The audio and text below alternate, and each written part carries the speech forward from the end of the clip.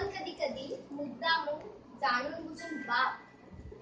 आज अशाच एका बापाची एक कहाणी। आई घराचं मांगल्य तर वडील घराचं अस्तित्व, आणि अस्तित्वाला आपण कधी जाणून घेतले। वडिलांना महत्व असून त्यांच्याबद्दल फारसं काही बोललं जात नाही। लोकांनी वडील रेखाटलेले, पण तेही तापट, व्यसनी, मारझोड नाही। समाजात असे वडील असतीलही, पण चांगल्या वडिलांबद्दल काय? आईकडे जी अश्रूंची पाठ असते ती सहजपणे रडून मोकळी करते, पण सांत्वन मात्र वडिलांनाच करावं लागते। आणि रडणाऱ्यापेक्षा सांत्वन करणाऱ्यावर जास्त ताण पडतो, कारण ज्योतीपेक्षा समय जास्त लागते ना। आणि श्रेय तर नेहमी ज्योतीलाच पडतं।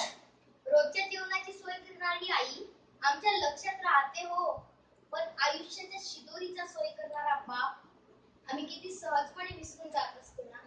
आई सर्वांसमोर मोकळेपणाने रडू शकते, पण रात्री उशीर तोंड पुसून मुसमुसतात ते आपले वडीलच असतात।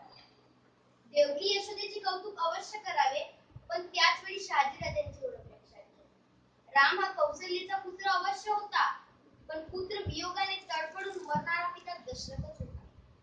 त्यांच्या टाचात दिलेल्या चपला, त्यांची फाटकी बनियान पाहिली की कळतं आमच्या नशिबाची भोक त्यांच्या बनियानला पण गेली। त्यांचा दाढी वाढलेला चेहरा, त्यांची काट कसं दाखवते। मुलाला लुंगी घेतील, मुलीला गाऊन घेतील, पण स्वतः मात्र जुनीच पॅन्ट वापरते। मुलगा सलून मध्ये 50 रुपये खर्च करते, मुलगी पार्लर मध्ये 100 रुपये खर्च करते, पण त्याच घरातला बाप दाढीचा साबण संपला म्हणून अंघोळीच्या साबणाने दाढी करत असतो। तेही नाही तर कधी कधी फक्त पाण्याने दाढी करत असतो। घरात उत्पन्नाचं दुसरं साधन नसते, ऐपत नसते, तरीही मुलाला मेडिकल इंजिनिअरिंगला प्रवेश मिळवून दिला जातो। एवढा ताण सहन करून त्याला दर महिन्याला पैसे पाठवले जातात।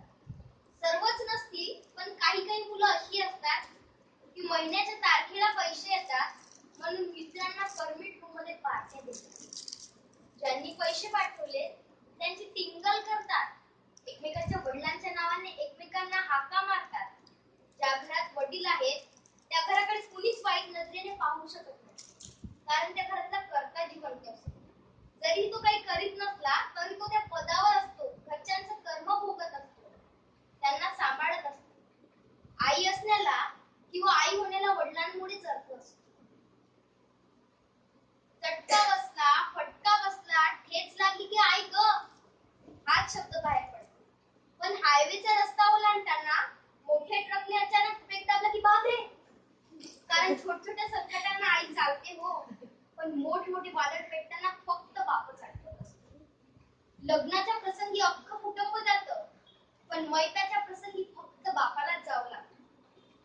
वडिलांना पूर्णपणे समजून घेणारी म्हणजे त्या घरातील मुलगी सासरी गेल्यावर किंवा घरापासून दूर गेल्यावर फोनवर बदललेला आवाज एका क्षणात ओळखते आणि 17 प्रश्न विचारायला सुरुवात करते। कारण कोणतीही मुलगी आपल्या वडिलांना जपते, त्यांना जाणते। इतरांनी आपल्याला एवढंच जपावं एवढीच त्यांची अपेक्षा असते।